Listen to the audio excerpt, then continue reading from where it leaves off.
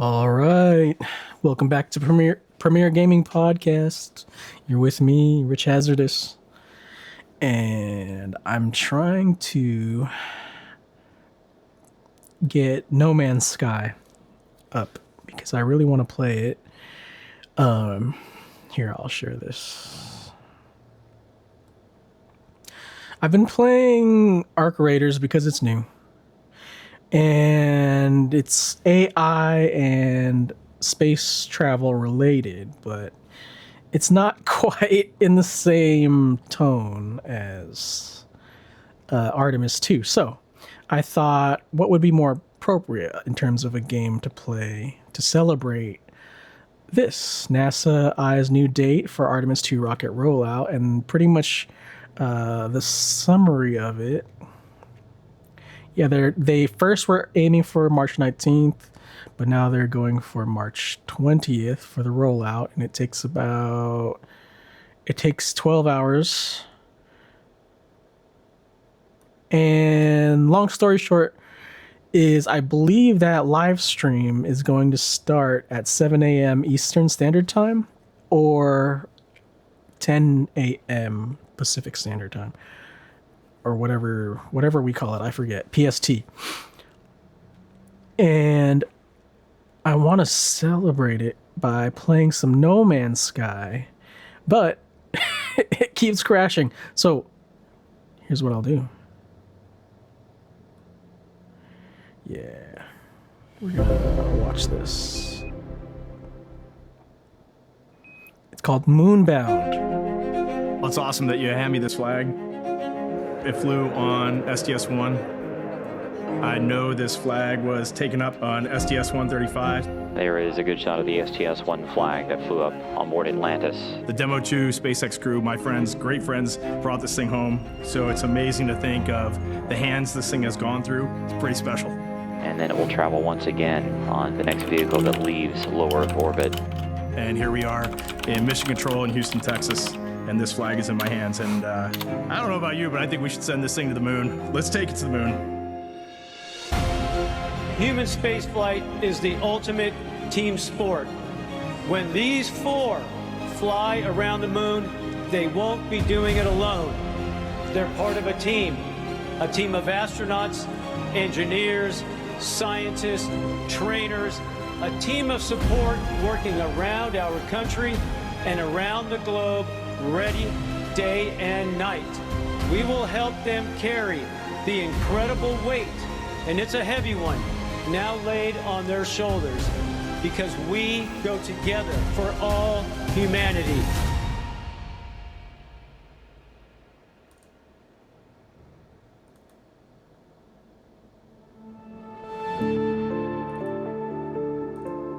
NASA has a rich history of test flights, and we do it for a reason. It goes all the way back to Mercury, to Gemini, to Apollo, to Shuttle, STS-1, Station, where the two modules came together, and we put that first crew on. Demo 2 on SpaceX, a lot of work went into that. Starliner for the crew flight test. These are test flights, and they're test flights for a reason, because we're making sure that that vehicle's ready to go from an operational standpoint from that point further. And Artemis is no different. NASA was established to undertake big, bold endeavors in air and space, to undertake the near impossible. The next stop is America's return to the lunar environment. What we learn from that mission is going to help enable America's return to the lunar surface. When we arrive to the moon, we're there to stay. Our mission calls for 4 names. It's difficult to pick just 4 from a group that by its very definition attracts the best and the brightest that humanity has to offer, as humanity looks to find its place among the stars. My name's Norm Knight. I'm the Director of Flight Operations at NASA Johnson Space Center. Well, let me tell you a little bit about what flight operations does. You could think of us as a service provider to the major programs at NASA, both for low Earth orbit and for our exploration goals to Moon and Mars. We plan, we train, and we go execute and fly the missions. Assigning a crew for a mission is complicated, I'll tell you that. So we look at our experience base and we say, all right, here's the mission. In this case, Artemis 2, higher risk, being a test flight. So what complement of experience base do we want on this mission? With a test flight, we typically like pilots that have test flight experience, test pilots.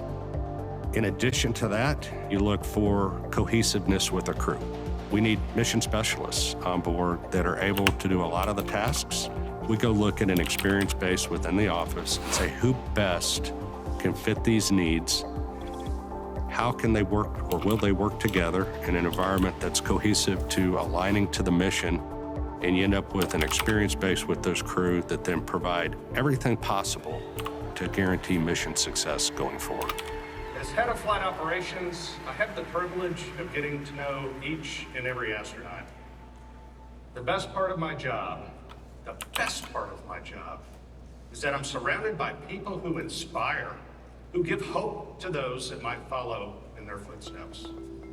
I want to thank you all for sharing in this moment today, and thanks to our crew, Reed, Victor, Christina, and Jeremy, as they get ready to embark on this journey. It has been an amazing journey the last 2.5 years. We have just built a tremendous amount of trust between the four of us. This crew cohesion, we're at the point now where we are ready to go fly. For us, Artemis 2 is about much more than just going back to the moon. It is about the pursuit of excellence. If you want to go fast, go alone. If you want to go far, go together. And we are going together, and our mission success is built on handing off a starting point to Artemis 3 that sets our country and our partners up to go back to the surface of the moon. Sending machinery around the moon, beautiful machines, is a challenge. Adding humans takes it a giant leap forward. And there is a lot of work that goes into integrating people into the system. This is a very serious endeavor. This is absolutely a test flight. The last time we launched was more than 3 years ago. It did not have crew on it. It was not a completely like-for-like spacecraft on top of the SLS architecture. We basically invented all of the training for the Orion spacecraft and the rocket and put it all together, and now we're in the middle of giving all of that information to the crew to prepare them for the launch. For me, the heart of Artemis 2 are the individuals, the people that are on board that Orion capsule. They are going to represent us as humanity going out into space on this incredible journey. And to me, that's the real piece there, is the human element. I'm Reed Wiseman, a NASA astronaut and commander of the Artemis 2 crew. I guess if I'm going to answer who I am, first and foremost, I'm a dad. I was a pilot in the Navy. I'm an astronaut. I'm a lover of nature, lover of the Earth, and in general, I just try to be nice to people. I've known Reed a long time, and just an absolute great person. He is very strategic in his thought process. I consider him big picture. His leadership style is really obvious. He's looking for ways to let all of his really talented, experienced crewmates own parts of the mission. Over his career, Wiseman has spent over 165 days in space. In the office, he was the chief astronaut, which is a very tough job. More on the personal side, Reed's just a great guy. I grew up in a small town north of Baltimore, Maryland, known as Cockeysville or Hunt Valley. The first time I remember being interested in space, I was in elementary school. I was always into cars and trains and planes, and I distinctly remember before the first space shuttle flight, I think I was 5 years old, the 747 flew over with a shuttle on the back. I distinctly remember being on a hill near a mall with my mom and dad watching that thing fly over and all. I was a tiny kid. I graduated high school pretty young, and so I was small. I tried all the standard little kid sports. I tried soccer, I tried baseball.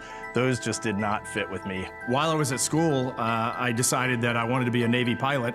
I joined the Navy in college through this thing called ROTC. And then when I graduated from college, that was my road into the Navy. Once I had that test pilot school block met, I knew that I had all the pieces to be an astronaut. I applied once, I got my rejection letter. It's still hanging up at home. I looked at it last night. I thought it was hand-signed. It wasn't hand-signed. And then in 2009, I applied again for my second time and luckily snuck into an interview round, and then I knew it was all up to me, and the dream was gonna be set by me right there. So are you enjoying your training? Oh, it's awesome so far. Absolutely fantastic. Way better than I had imagined. Getting to accomplish a dream, getting to go out and seize that, you have to sometimes look back and just congratulate yourself. Just take a minute and say, man, you did the thing that you set out to do. What would I tell 8 or 9-year-old Reed? Hey, stay the course. You're doing great. Have some confidence, because I definitely didn't have a lot of confidence as a kid. So go out and have fun and try to do good every day. While we're looking at everybody, if you'll find the limbs, just go look at the limbs, everybody. I want to thank God for this amazing opportunity, because Artemis 2 is more than a mission to the moon and back. It is the next step on the journey that gets humanity to Mars. Victor Glover, he's a lieutenant commander in the United States Navy. He has more than 2,000 hours of flight time. He has his bachelor's degree in engineering, his master's in flight test engineering. He was a United States test pilot where he flew F-18s. He came to us from Washington, D.C., where he was serving as United States Navy Legislative Fellow in the United States Senate. My name is Victor Glover. I'm a NASA astronaut, naval aviator, and a former test pilot. The back of my baseball card, the most important things would be right at the top. It'd be a husband and father to 4 beautiful daughters. And then, being able to dabble in the aerospace industry, fly jets off of a carrier, help design and to operate spacecraft. Those would be down there in the small print somewhere. Victor, he is the philosopher, I would say. He's the one that I've had the most conversations about what makes effective training. When I think of Victor, I think of a supercomputer. And I mean that very sincerely. He is so intelligent, and he is thinking about the mission. He's thinking about solutions. And in working with the teams, it's just fun to watch. Victor Glover, he is my classmate. We were both chosen in 2013 to become astronauts. He is my astro brother. He is incredibly talented, and I am basically in awe of him at all times. Victor Glover, he has become a mentor of mine. I love working with him. It is not a relationship that peaks and then drops off. This relationship is always increasing. I'm learning more about him every single day, and we're working better together every single day. I grew up in Southern California. Being from a socio-economically disadvantaged background, not having a lot of money, it definitely created a challenge. But in all of that, my support and love from my mother and my father was always clear. That always shone through. I played outside. I would come home with rocks and wood chips, but also like bugs in my pocket.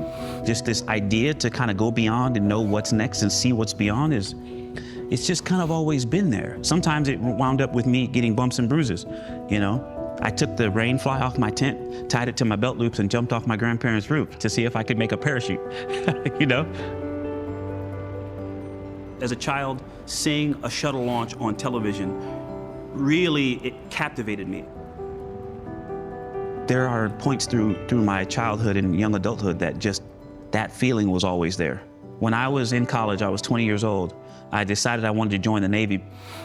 And when I told my dad I wanted to join the Navy, I told him I wanted to be a Navy SEAL. And he said, okay, you might enjoy that. But with an engineering degree from Cal Poly and being a pilot, you might be able to go on and become an astronaut. My dad made a suggestion that changed the arc of my life, literally changed the trajectory of my life. When NASA announced the astronaut piloting its Artemis 2 mission, Victor Glover Sr. was watching. Obviously, I had tears in my eyes. I was wiping the tears away. Deep down inside, you knew, he's going to be a part of something special. Being able to go to space is just, I think, a sign of the willingness, the work ethic, and the adventure, and the opportunity, the timing coming together. So many people have poured into my life that, if anything, I'm actually reflecting from so many sources. And again, I am blessed. I've been blessed.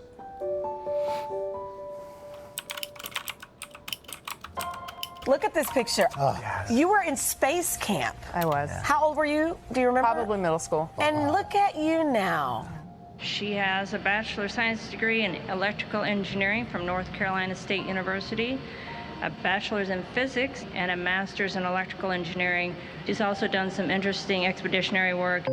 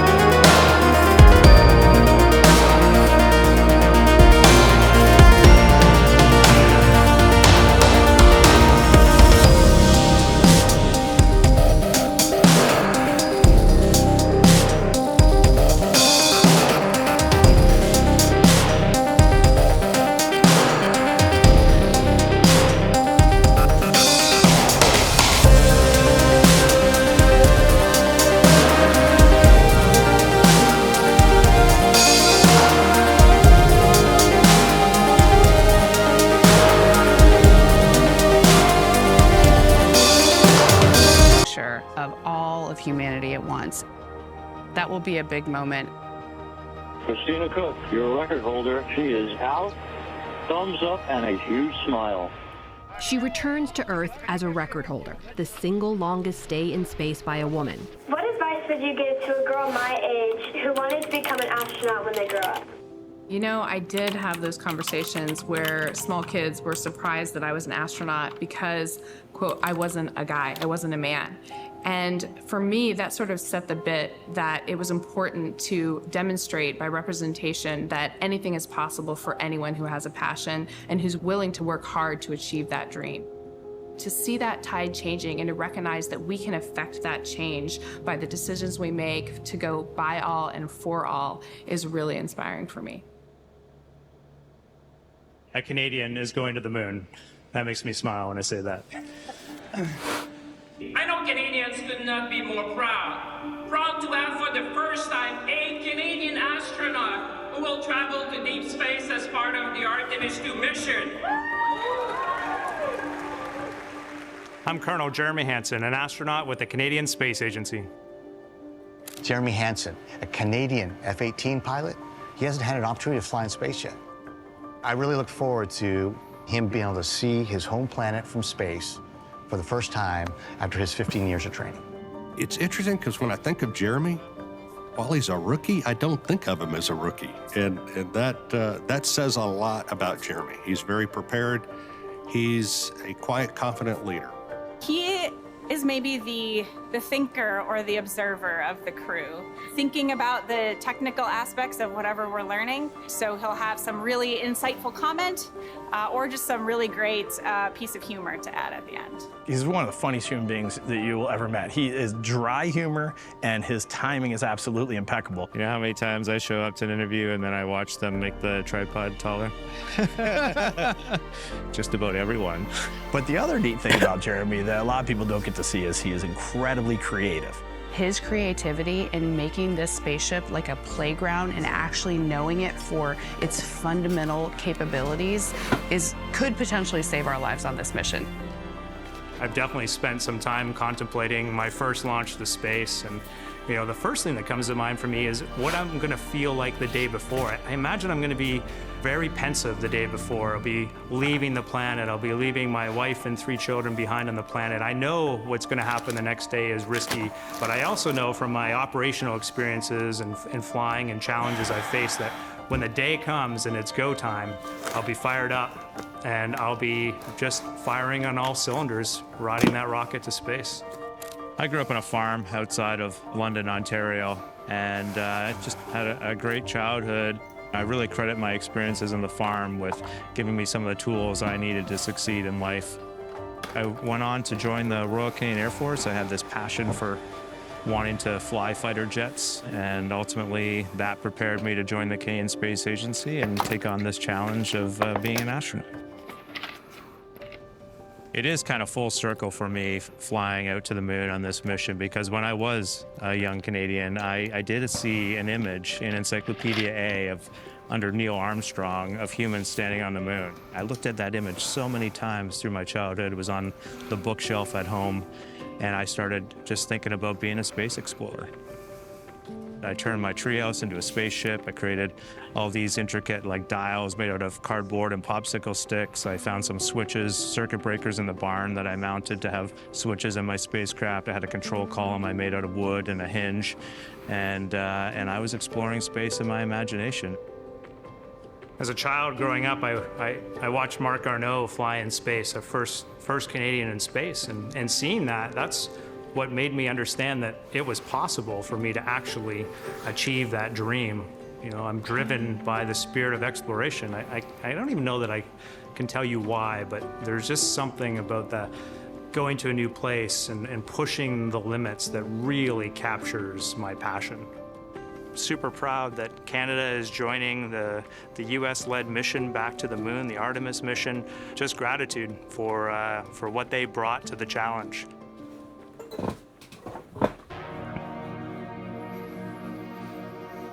The moon is like a Rosetta Stone for understanding the entire solar system and where we came from as a result. That's crazy.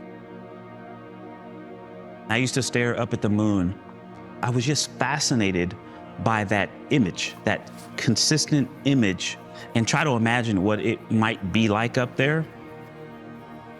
Just thinking kind of on a mental journey, like I'm just taking this spiritual flight through the cosmos. But there was just this interesting and significant connection with the moon. Everybody around the world has looked up at that exact same moon. The same side of the moon is always facing Earth, and we are always looking at that same picture. Some people are dreaming of it.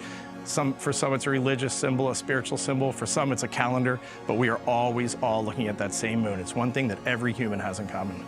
That thing that looks so far away is going to be right up close for us. There's this human aspect of flying out and seeing the moon up close. That's going to be truly extraordinary. But then think about seeing the Earth from the perspective of the moon. You know, to have the moon in the foreground and the Earth rising around the side of the moon is just an extraordinary thing to imagine. This is the stuff we dreamed of when we were kids, and now it's becoming reality. It's not becoming reality, it is reality.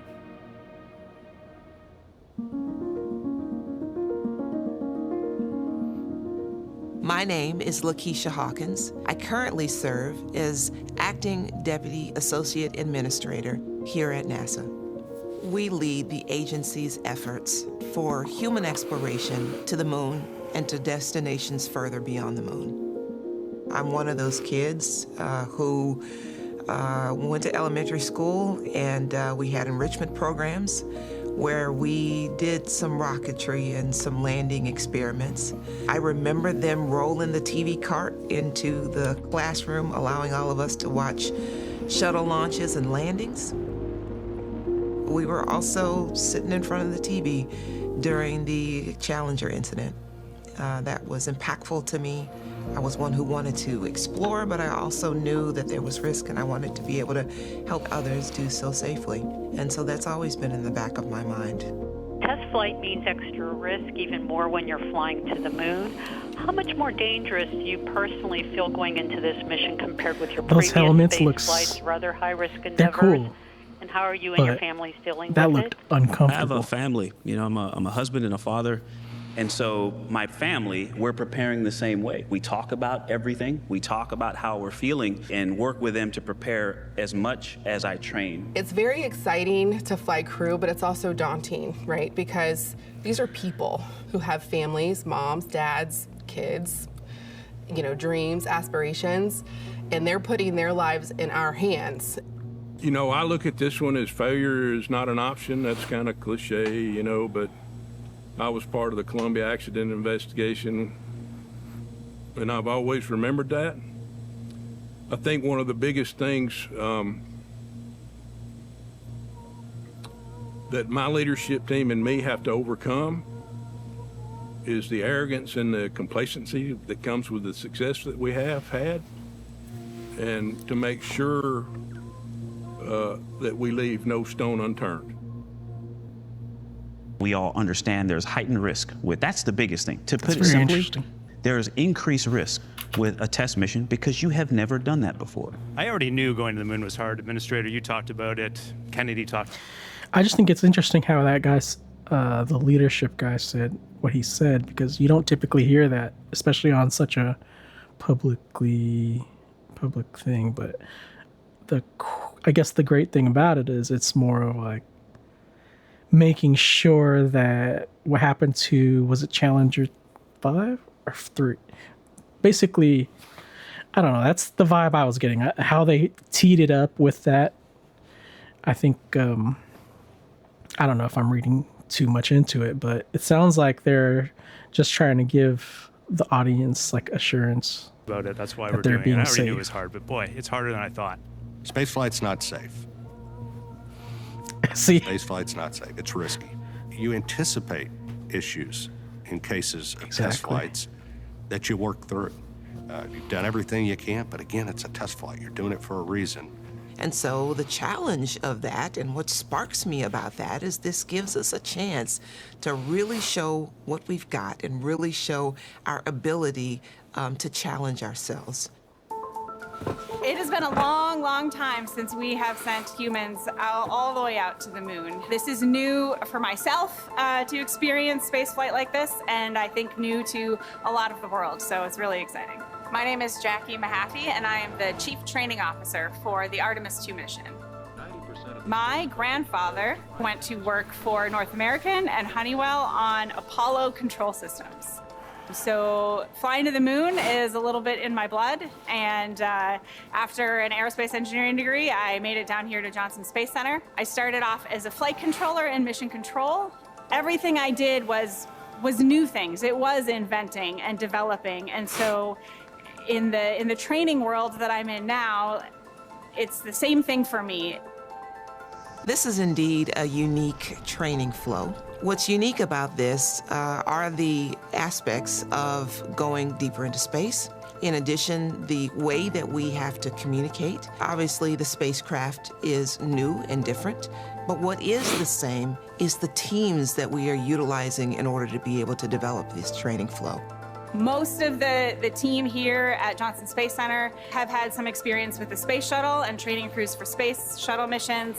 A lot of experience in the last 25 years training for the space station. But this whole idea of this small spacecraft, small capsule, and sending it as far as we do and making sure that the crew is equipped to handle things on their own if needed is something new for us.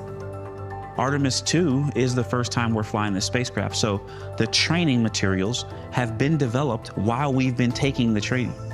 The way we're preparing for Artemis 2 at this moment is we're going through our initial simulations. So we're simulating our ground controllers here, our crew over in the mock-ups, talking back and forth, and really going through those draft procedures and flight rules with a fine-tooth comb. We do simulations in segments, but then we also do what we call a long simulation, which is let's actually practice what it actually looks like through the entire mission, which means through tanking, through countdown, through ascent, the return, as well as recovery, all of the sleeping and awake time. We do all of that in one block.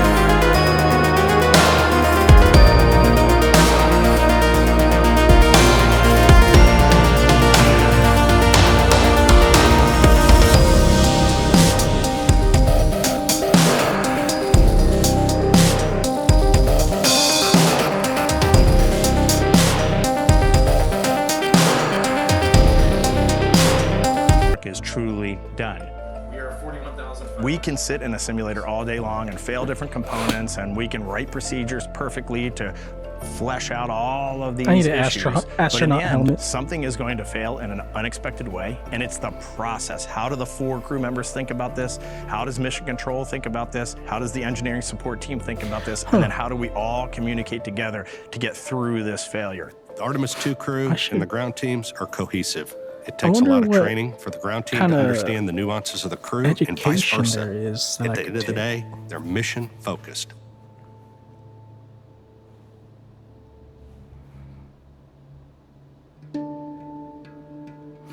My thought was, The Artemis if I wanted to crew, work in the industry, in advance that'd of the be kind mission, of have cool. gotten to help trailblaze a couple of the training pieces that future crews that are going to be landing on the moon will get to do. We took the whole crew to Iceland to look at the geology there and just some of the parallels to the moon. We are here in Iceland training astronauts and training other Artemis personnel in field geology. So we're going to be exploring the volcanic deposits, teaching them how to explore a station when they're doing EVAs on Artemis, and also how to make good observations when they're passing by the moon on Artemis 2. Iceland is a great analog for the moon in a bunch of different ways. It's got the planetary processes, in this case volcanism. It has the landscape. There's no vegetation here. It looks like the moon. The geologists are really hoping that there's some areas of interest that we can look at with our human eyes, be able to scan across the moon with different lighting angles as we fly around and collect some data that the satellites orbiting the moon aren't able to get for them.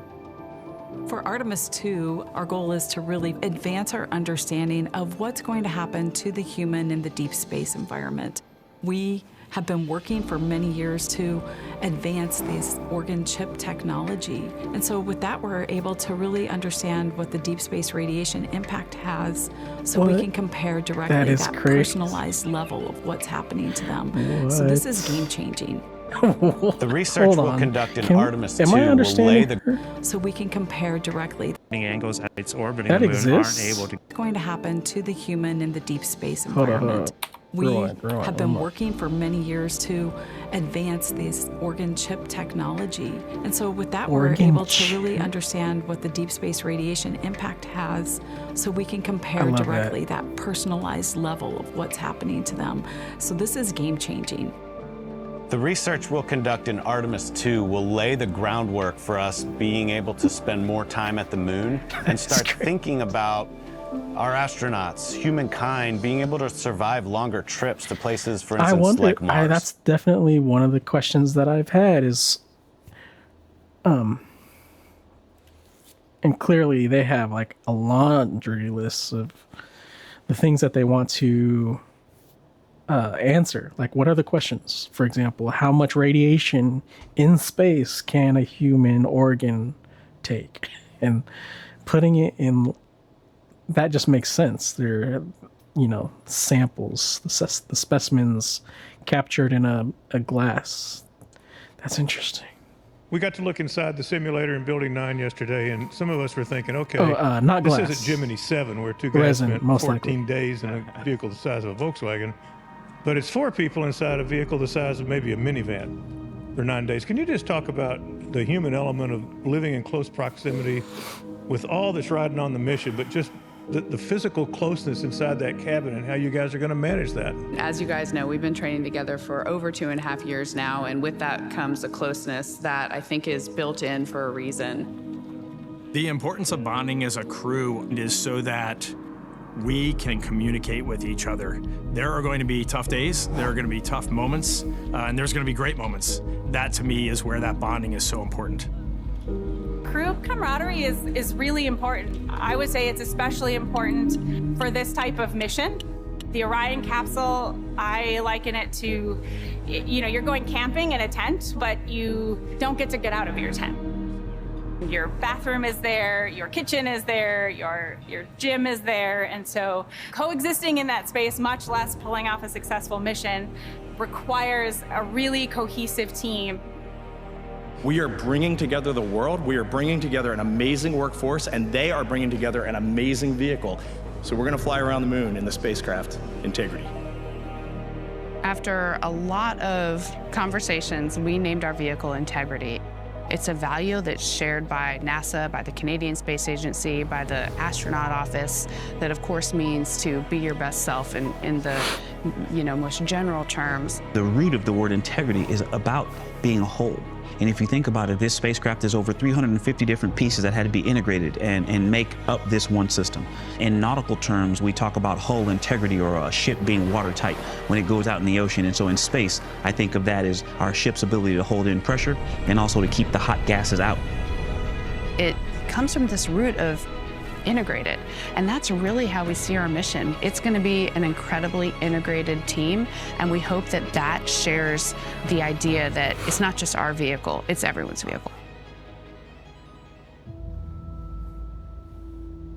Honestly, I just hope Artemis 2 is just a part of the celebration of this nation over the next 365 days. I know these milestones are big for the public. They're going to be huge for the nation, and I'll just be proud to be a part of the 250th anniversary of America. Yeah. NASA is incredibly excited to support the Freedom 250 celebrations, part of America's 250th birthday. I can't think of anything grander than America's return to the lunar environment. This mission means everything to me. I'm so encouraged by it because I see it opening the door for why I'm at NASA, and I think everyone else is as well. What I want to say to the men and women that built this Artemis 2 vehicle, simple, thank you. We've been around the world, we've been across our nation, we have seen the attention to detail. It looked like the guy that was cranking the thing. What I want to say to the men and women that built He's this lifting Artemis the 2 whole vehicle, thing. simple, thank you. We've been around the world, we've been across our nation, we have seen the attention to detail, we have seen the workmanship, the craftsmanship, and it is a beautiful thing to behold. From Europe, ESA and Airbus building the service module, to the team in the Netherlands that integrated the solar arrays, to the folks at Michoud and Kennedy and Armstrong that have worked together to build this system. Integrated, again, integrity, that have worked to give us integrity. We want to do our part because we know you've stepped up and done your part and continue to do your part. What I would want to say to anyone that has contributed to the Artemis missions in any way is just so much admiration and respect for you. You nailed it. You crushed it. We are doing this together because of your hard work, because you thought outside of the box, because you didn't give up. So I will just say congratulations on Artemis 2. Congrats. Reed, Christina, Jeremy, Victor. First, I just want to say thank you. Thank you to you and your commitment, your sacrifices. Yeah, seriously. All of the training, all of the planning, all of the time that you've spent preparing. Thank you to your families for allowing you to participate and to be the inspiration of an entirely new generation. We are with you. You represent us. When you get to the other side of the moon and you look back, I don't want you to feel alone. I want you to know that there are thousands of us that are crowded inside that Orion spacecraft right with you. I want to express immense appreciation for the workforce.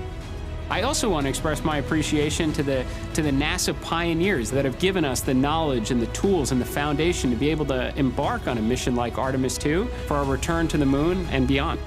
To the four of us sitting here, the measure of success for Artemis 2 is seeing our colleagues on the lunar surface and then seeing people that are following in our footsteps walking on Mars and coming back to planet Earth. We are here to push forward with human exploration, open doors that have never been seen before, being able to take dreams and visions and turn them into reality. We are going to carry your excitement, your aspirations, your dreams with us on this mission. Artemis 2, your mission. The patch is really cool. Moonbound, the Artemis 2 mission. That was like a less than 35 minutes.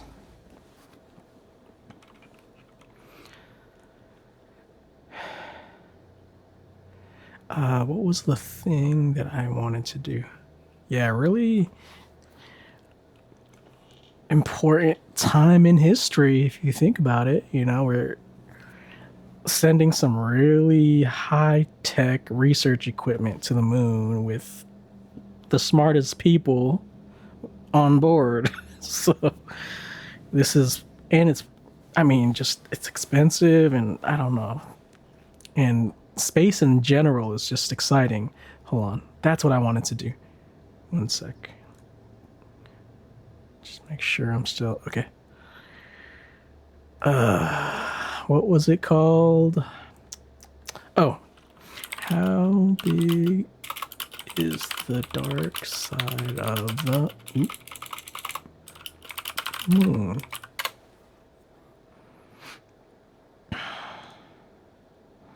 The far side of the moon, also called the dark side of the moon.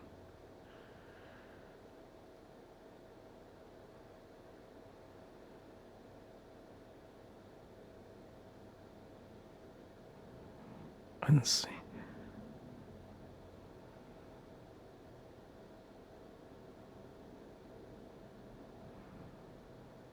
More reflective than the near side, as it lacks the large areas of darker Maria surface. What is Maria? Oh, Maria surface might be just exposure? That's interesting. So it might look like a ball on this side, but on the other side it could be glassy. 18% of the far side is occasionally visible. So yeah, I thought that. Just like a flashlight, you know? It doesn't fully cover the back, but there is the 82% remaining unobserved until 1959. Oh, okay. So just photographs.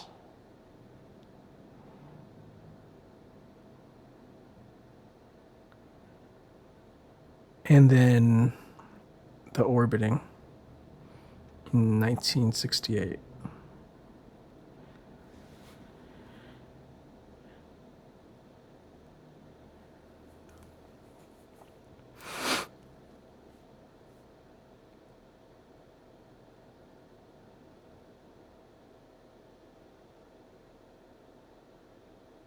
Oh, I didn't know that they were uncrewed.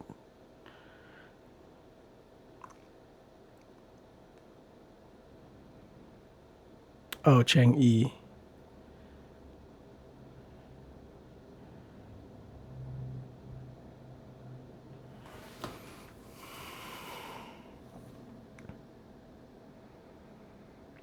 What was I trying to relate this to again? I just wanted to know about it. How much of the surface did we actually literally not see? Because, well, that answers that.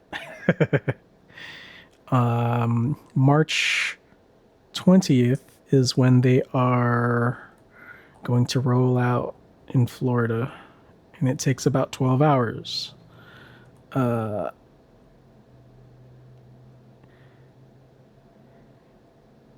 Not just the trek, but actually loading the thing up.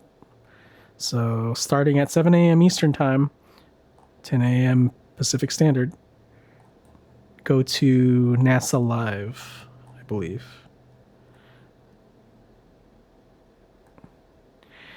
And with that, to celebrate, oh yeah, this is random. I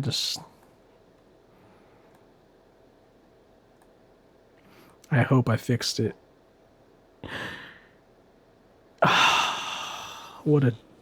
That sucks. I'm trying to play No Man's Sky, and I thought I had fixed it.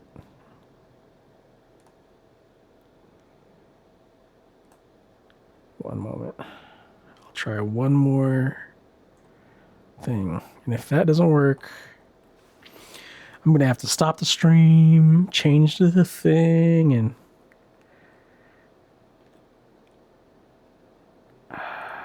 This sucks. This really sucks. Why is this happening? I thought... That's the thing. That's why I installed it. Like, last week, I installed it. But and then I was having the error, and then I fixed it. but now it's doing it again, and what I did last time doesn't work.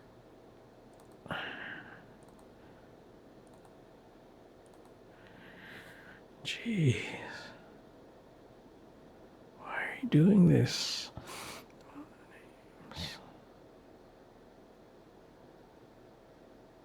Why are these numbers wrong? It feels wrong.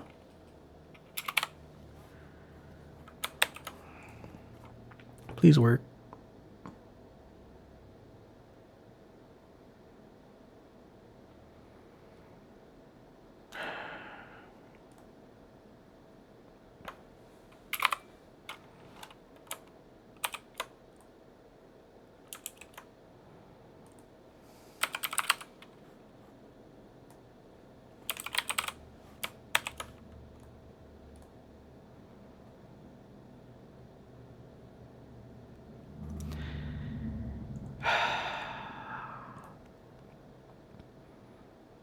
Is there anything else that I haven't done yet?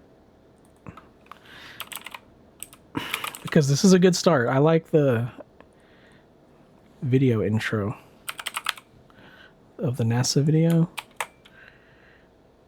If I could just have this be a good episode, that'd be amazing.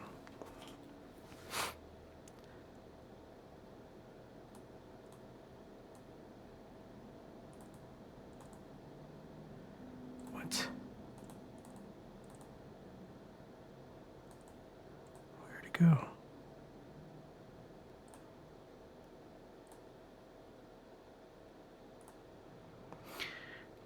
Please bear with me. I'll do this for you guys. I'll be right back.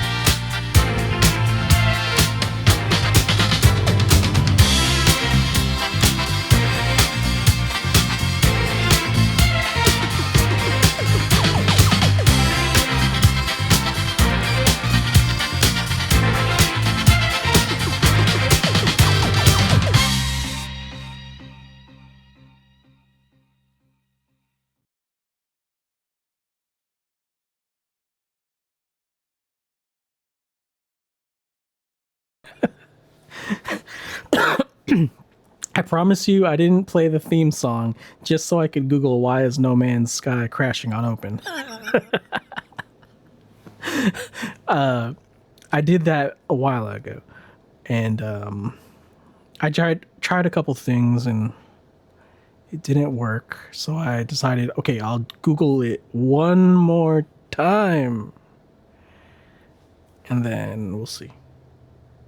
See, I already clicked this, but we'll bring that up just again. I did that one already, but framework, no, but we'll see actually. Because I built my own computer, so who knows? See, if you're, this is evidence of a problem. There are a lot of reputable resources talking about No Man's Sky crashing on opening. And they are a small studio. Hold on. Hold E at the initialize screen. No.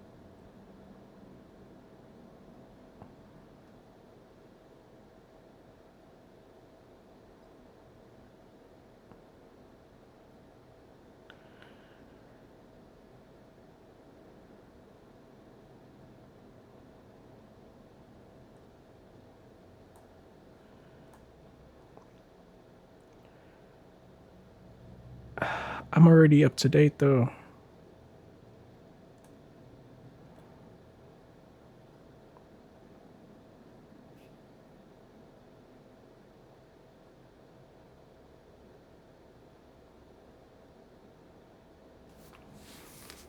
Does not seem to fix it. Dang, that's from 2016. That's old, man. I gotta.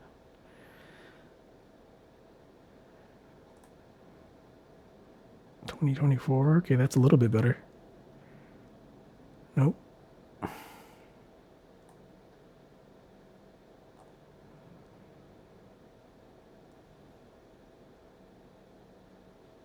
That's not.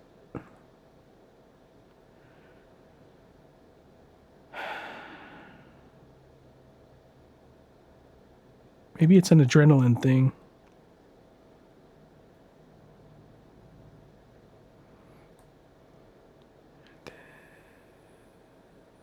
No Man's Sky. Where's No Man's Sky?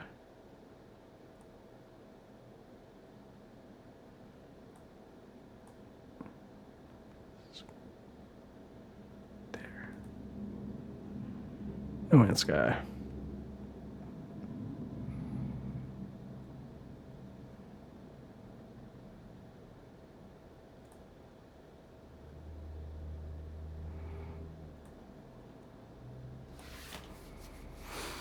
Please launch. No. Denied.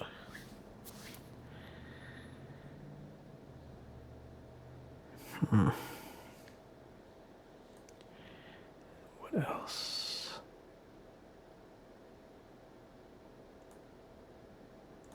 No Man's Sky is... There's no other game. Space-related game.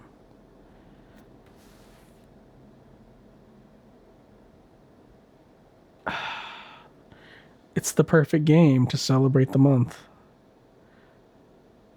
Man. Why are you doing this? Okay. I'm going to take. I'm going to check. No.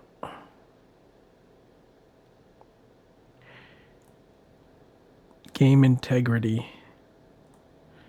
Verify integrity of game files. I already did that. All right, so what I'm gonna do. This is a good stream. I'm gonna stop the stream here so I can sort this out, and then I'll tie it into the next stream and post that on YouTube. All right, great. I'll be right back.